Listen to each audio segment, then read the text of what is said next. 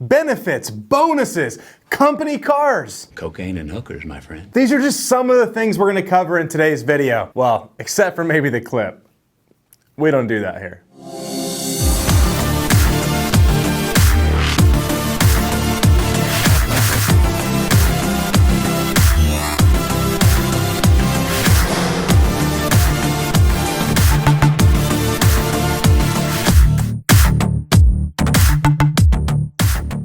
Hey everyone, I'm Scott Oots, and today we're gonna talk about perks. The perks that business owners choose to offer their employees to help with hiring, keep people long term, overall happiness. We as business owners get to choose those perks. We get to choose what it is that we offer employees. We get to choose what it is that they will want to keep them here forever. Today I'm going to share with you what I do for my employees, and hopefully it'll give you some good ideas of some things you can offer. The first thing we're going to talk about today is the hardware. There it is, the hardware. So we offer my employees many different things. So basically, one of my favorite ones to do is the Rockstar of the Month Award. So this one here, we give out on a monthly basis, and all the employees get together on our first meeting of the new month, and we all put in a vote for the Rockstar of the Month. And this is someone that has gone above and beyond for the previous month, done something above the call of duty, above their job description. We got our top sales rep trophy. So this is given every single month to the top sales rep. Awesome. So the sales rep that gets the most trophies throughout the year gets a surprise at the end of the year. This one here is our yearly trophy. This is our top salesman of the year. So this is a little bit a glass trophy engraved we give out at the end of the year. And our newest thing we do, the belts, the WWE style belts. By the beard of Zeus. These things here, we've got 3 different belts with different reasonings. So we've got our top sales rep for the quarter. They get to take the belt and hold on to it for the next quarter. We've got the person with the most contracts in, and we've got the person with the most closings. So we've got 3 of these that people get to wear proudly over their shoulder every single day. They don't, but they could. They get to hold on to the belt for the quarter, and then we take them all back and redistribute them. So this and this have really become something my sales team fight over. This is during the quarter that they can get these things. This is something they hold on for an entire quarter. So they fight to get these things. I mean, we throw them in the ring, they're calling sellers, they're knocking out deals, and they are literally fighting till the very end to try to get these trophies. Welcome back, ladies and gentlemen. Today we have Angry Aaron and Crybaby Emily versus Macho Mike Savage and the Beast from the East, Nick Talana. They need all the help they can get. I'm getting ready. I'm gonna stare down the competition. So you can see the process of these trophies, the process of getting them by checking out our weekly vlog that we do in my office every single week. They drop on Mondays. You can see just how my team fights over these things. The next thing we're going to talk about is birthday celebrations. We make sure to decorate the desks of anyone who has a birthday coming up. We like to take them to lunch on their birthday as well. That is so important. People need to be appreciated. They need to know that you care about their life, and their birthday is one of those things. All right, the next thing we're going to talk about is the lunches for their 1-year and yearly anniversaries. So we know when the anniversaries are for our employees, and we take them out to lunch, just show them that we appreciate them. Just a small thing. Now, as we get busy, we find those lunches aren't always on that date. It might be, a week later. I think Aaron's was 2 months later. It happens, and we make sure that we take them out for that. One of the biggest celebrations that we do is our $100,000 spreads. $100,000 wholesale fees. When we get these, we get bottles of champagne. We're throwing money out. No, I'm just kidding. Just the bottles of champagne. The celebration! We ring the bell. Aaron, he loves, I don't know what this guy's thing is with bacon, but he loves bacon. And I swear this guy puts bacon in the microwave. Have you ever smelt bacon in the microwave? It smells good, but that microwave does not stop smelling. So we decided we would continue his habit, and we bought him some bacon because... About time you bring home the bacon. No? Okay. But anyways, we go ahead and we celebrate those $100,000 spreads. We have a good time with it. You need to make a big deal out of the accomplishments, because if you make a big deal out of accomplishments, out of those successes, out of birthdays, out of all those things, people want more of them. My team, immediately after celebrating the $100,000 spread, they're like, when are we getting our next one? They push to get that because they want that celebration. They want, as a team, to be happy about what we've accomplished. And it's really cool to see the team want to do that. The other thing we started offering is benefits. Benefits we found to be really important. My team came together and said that's one thing they would love to see us offer. And we honestly think that would help us a lot with hiring. We now offer health, dental, and vision. Well, those benefits are not required with a company our size. I believe it's 25 employees or more, at least in the state of California. Might be 50 employees or more, not quite sure. Check your state, see what those requirements are. But when you look at it and say, if I can keep my employees healthy, if I can keep them being proactive with doctor's appointments, things like that, it keeps them healthier, keeps them in the office, keeps them working, right? When people don't have health insurance, they tend to not go to the doctor when they really need to. And then they end up out of work for a month because they're sick. Keep everyone healthy. Offering those benefits is such a benefit to the business. You know, the portion we pay of that, having employees in the office healthy, I mean, that really means everything to us. Next up, holiday parties, quarterly team outings. We have a lot of fun. On occasion, we'll say, hey, it's Friday, let's go down to the local Mexican restaurant. Let's grab some margaritas, let's grab some appetizers, and just hang out for a little bit. We do things like that. That's fun, but our team outings typically will get like a party bus that takes us somewhere out to a nice dinner. So we do things like that. We just had our Christmas party a few weeks ago. COVID was a little odd with that, but we did a gift exchange. A company provided almost, I think, $10,000, $11,000 in gifts to the employees.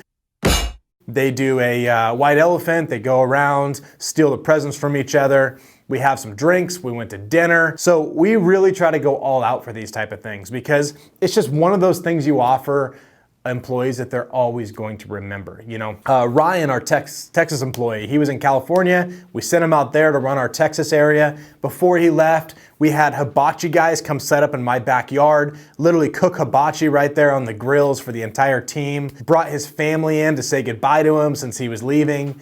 And we did so many things just to show those employees that we care about them. And that kind of stuff is so important.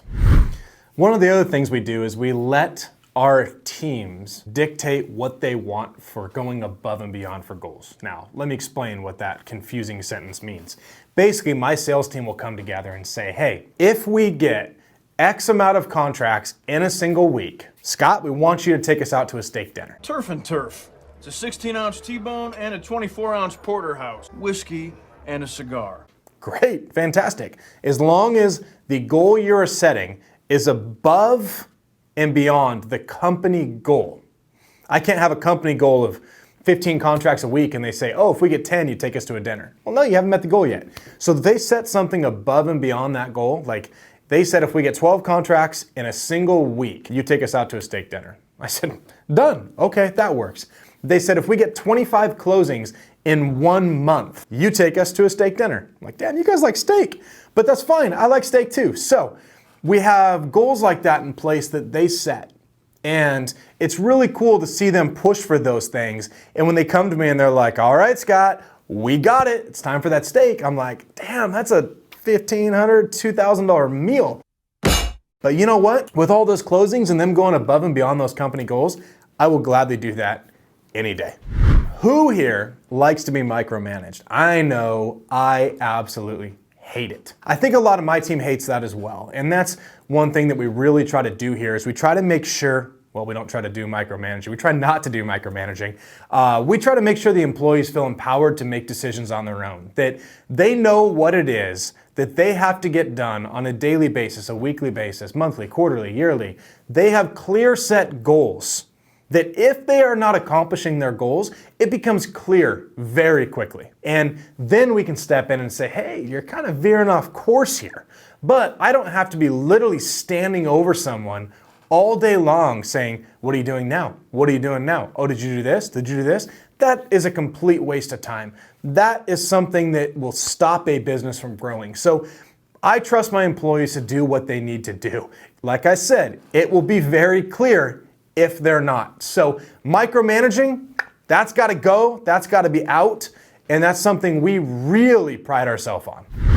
I like the people I work with, and I think that's really important because who has ever gone into a business, whether it was just a cubicle you sat in, no matter what it was, any team that you just didn't like somebody on it, you didn't get along with that person.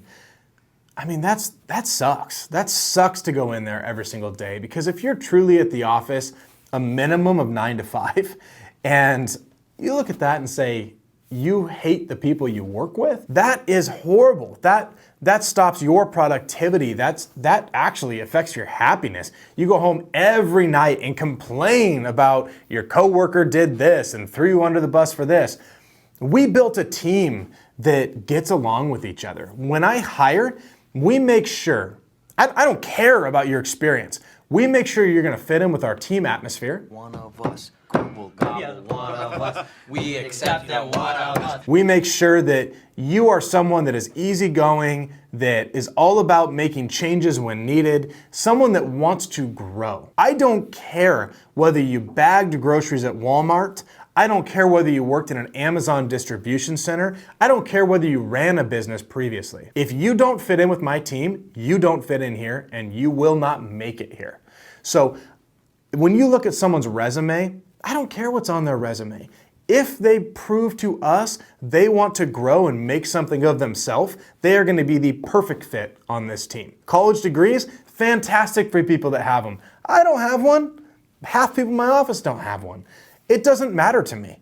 So you go into an interview and the standard questions they ask you, they sit across a table from you, pull out your resume, and they start acting like they really care about it. Then they look at you and say, all right.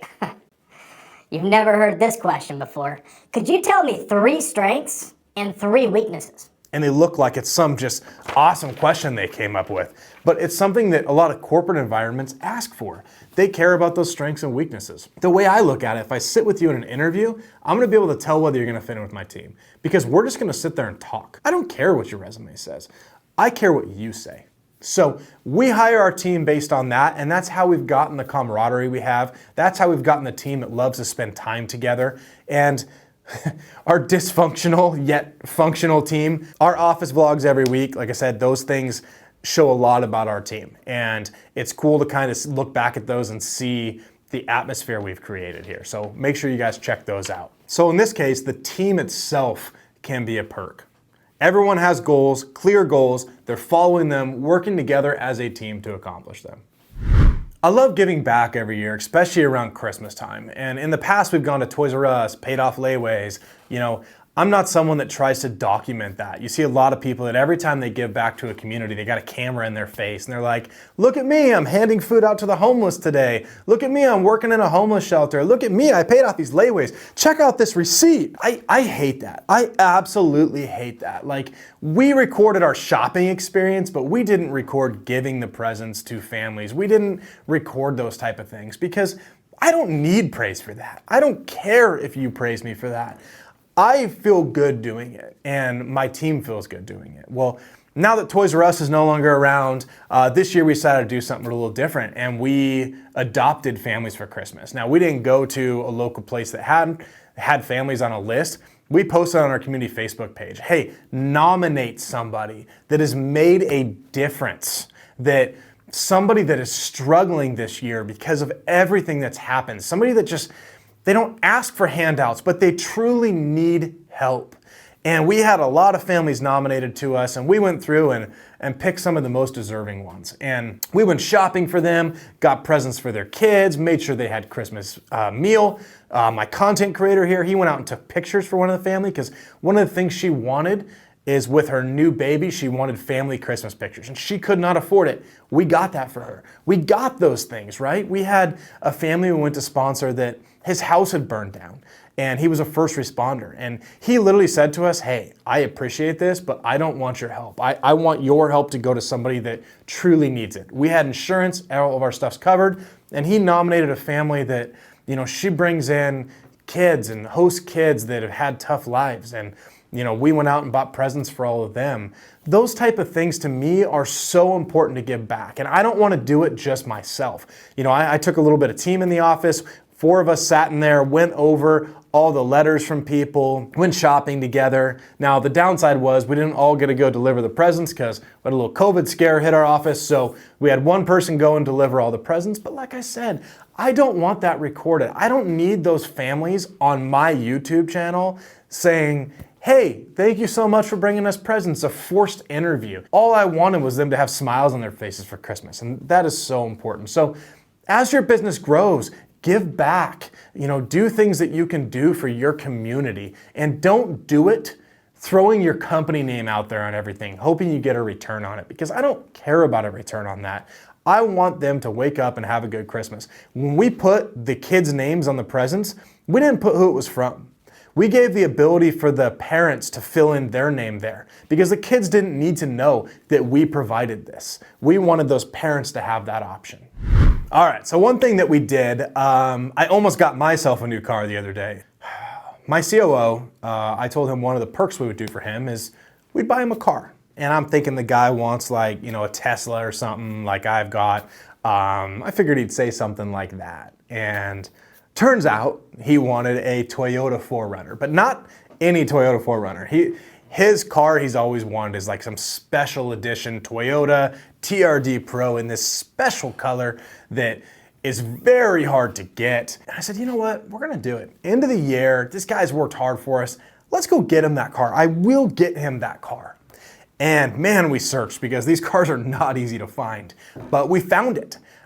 We bought the car. It was took about 4 weeks for this thing to come in. Finally got the car earlier this week. Cody and I went and picked it up because it just so happened that employee was out.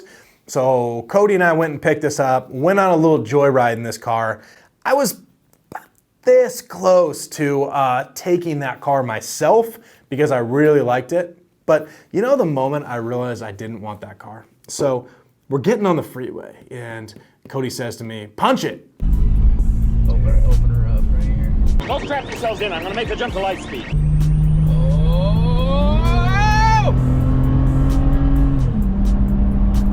Not as fast as my Tesla. All right. So I press that gas to the floor, right? And I'm just expecting that thing to just take off. You can hear in the video the engine rev and the car just taking off, right? In my Tesla, when you hit the gas, boom, it shoves you back in the seat. And I'm like, nah, it's cool. We can give this car to Mike. He can have it. It's too slow for me. So anyway, since the car was too slow, Cody and I went ahead and took the car, dropped it off at Mike's house, tossed the keys across to him. Merry Christmas. It's some of those things. And employees look back at that. That's something he's going to get into every single day. And he's going to drive into work with it. And he's going to know he's appreciated. He's going to know the company cares about him. And that's something that you can't, you can give a bonus or something, and a bonus is a one-time thing. It goes into a savings account. But this is something he's going to get into every single day. Something he probably wouldn't have bought himself that we were able to provide to him.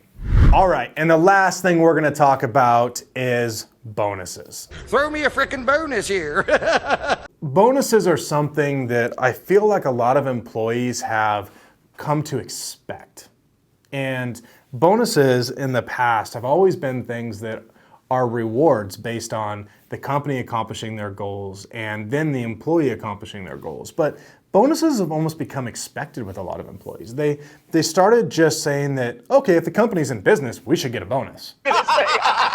Well, that's not how it works. From a business standpoint, there's certain ways bonuses are issued. And I love writing bonus checks. It feels good to write those. But the only reason those checks were written is because, number one, the business met the goals for the year. If the business doesn't meet the goals, no bonuses are issued. So, check. Business met the goals. Number two, Then we look at the individual employee goals and say, did you meet your goals in each of these areas? And they're graded 1 to 5 in each of the areas.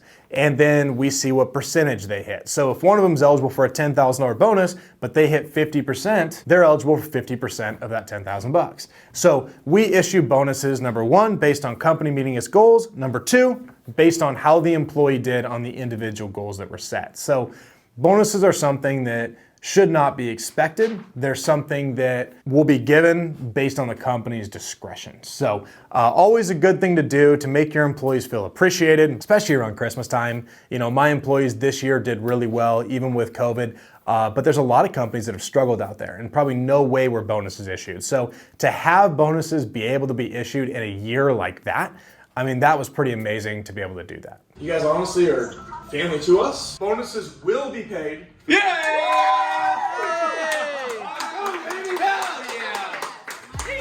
All right, I hope you guys enjoyed today's video. You know, one thing I want to leave you with is the burning question that sat with me for a while before I was able to offer all this stuff is, when is the right time to offer this? You know, when is the time where you know the business is stable enough to offer some of these perks? Keep in mind, I'm 5 years in to my business and we just started offering benefits. 5 years into my business and we just bought Mike that car, right? Now, bonuses are something that are very easy to issue based on how the business is doing. You can start that based on your goals that you set. But when you start looking at some of these additional things that cost money, you need to make sure your business is stable enough so you actually can go ahead and provide that without putting the company financials at risk. And we're to that point where I feel comfortable doing that. But don't rush to try to create that environment by giving away too much. Because let me make it very clear for you. Once you give stuff away like that, it's very hard to pull it back. So if I was to go offer benefits on month 1, then we had a bad month and I have to go cancel people's health insurance, you know how that would make me look? If I said, hey, I'm gonna issue you guys bonuses, and a week later I realized we were tight on money and I couldn't issue those bonuses, you don't want to do that. You want to make sure your business is stable enough to be able to offer these perks. Don't do it too soon, but also find that right time to be able to do it so you can keep talent in the office. Hopefully you guys enjoyed this. As always, make sure you smash that like button. Make sure you subscribe to the channel so every time a new video with this pretty face comes out, you guys can go ahead and be alerted so you can watch it before I get older and wrinklier. It's been 84 years. Hopefully you guys enjoyed it. We'll talk to you guys later.